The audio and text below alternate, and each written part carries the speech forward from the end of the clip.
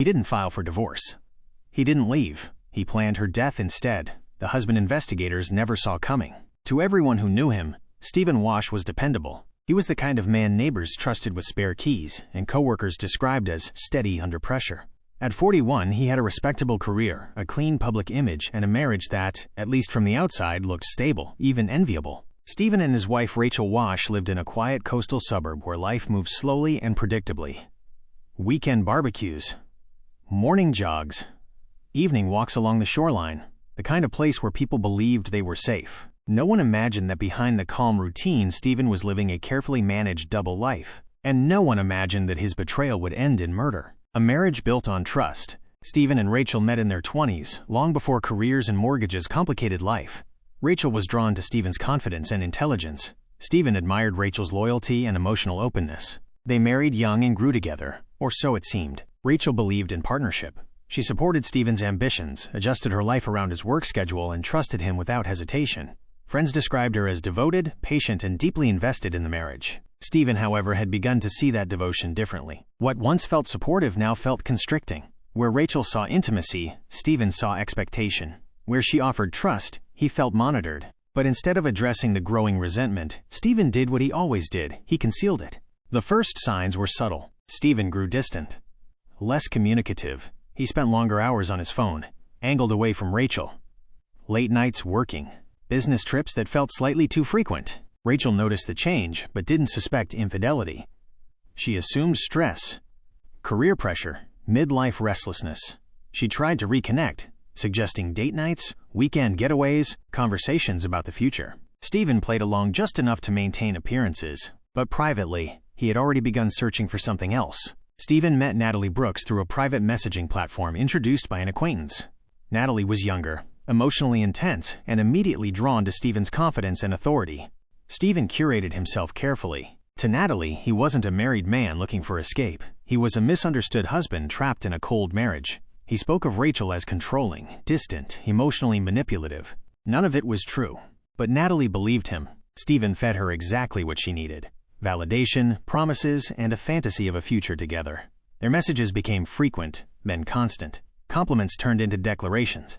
Declarations turned into plans. Stephen never told Natalie the full truth. He didn't have to. As the affair deepened, Stephen's language changed. He began speaking in hypotheticals. What if things were simpler? What if obstacles disappeared? What if we didn't have to hide anymore? Natalie laughed at first, thinking it was emotional exaggeration. Then, Stephen pushed further. He talked about how easy it would be if Rachel weren't around, how life would finally make sense, how they could be together openly. He never said the word kill. He didn't need to. Natalie hesitated.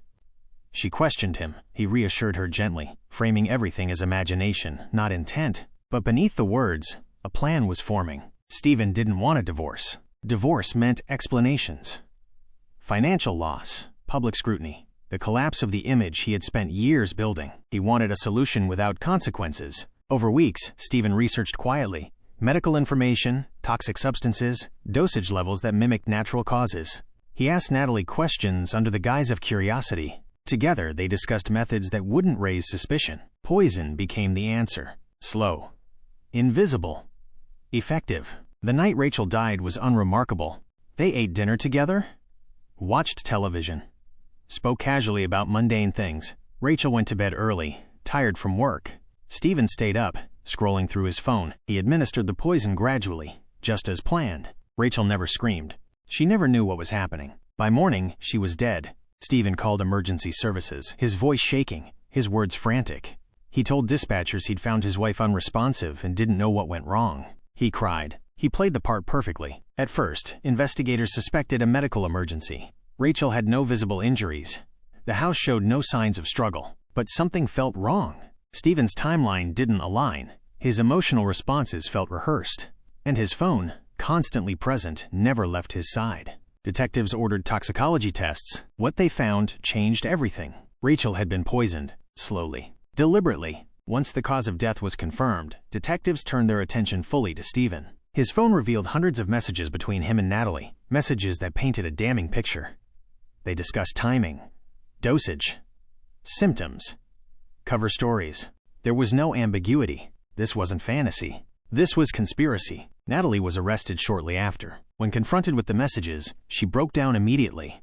She confessed everything. Stephen was taken into custody quietly. No resistance, no outburst. He looked stunned, not by grief but by failure. During interrogation, he denied intent at first, claimed the messages were role-play, emotional venting. But when presented with the toxicology report and Natalie's confession, his silence spoke volumes. Stephen Wash had orchestrated his wife's death. The revelation tore through the community. Neighbors who had trusted Stephen felt betrayed. Friends struggled to reconcile the image of the polite husband with the calculated killer investigators described.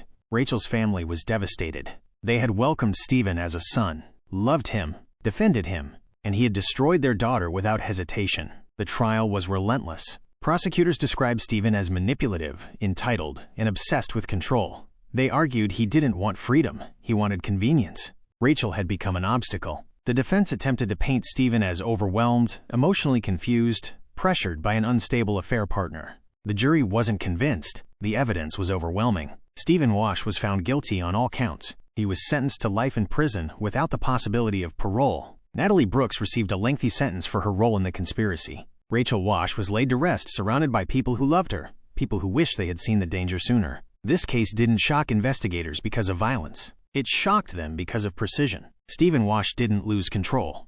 He exercised it. And that is what made him truly dangerous. Because sometimes betrayal doesn't come from hatred. It comes from entitlement. And sometimes, the person you trust most isn't just capable of hurting you. They're planning it.